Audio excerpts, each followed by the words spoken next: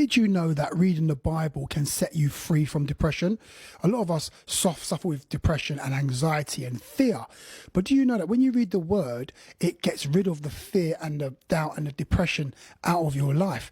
Because what a lot of believers don't really understand is that the word has the power and the ability to change the way you think, to change the way you see things, to change your perspective from a worldly perspective to a godly perspective.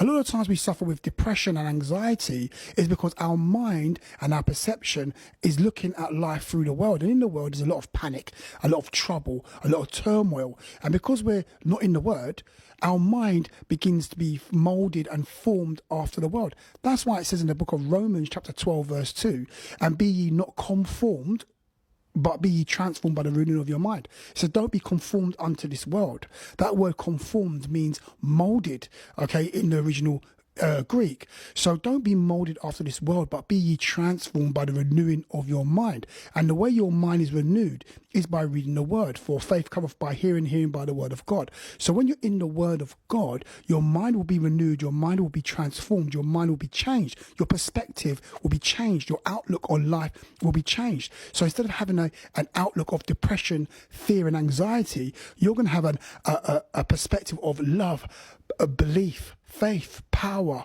glory, destiny, strength. Your outlook will be very optimistic, but you can only get that when you're in the word. So this is the reason why the devil doesn't want you to read the Bible. The devil does not want you to read the Bible. Why? Because the devil doesn't want your mind to be renewed. He wants you to live in fear. He wants you to be in the bondage of anxiety and depression. That's how the devil wants you to live day to day. Because when you're living like that, you can't help people. Why? Because your mind is not on it. Your mind is far from helping others. You're more insular. You're thinking about more of yourself and how are you going to overcome certain things.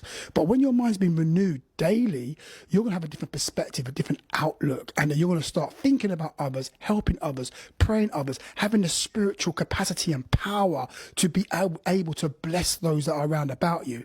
So what you need to do today is renew your mind. And when you're renewing your mind in the word will change the way you'll think, change your perspective, and your life will just be awesome.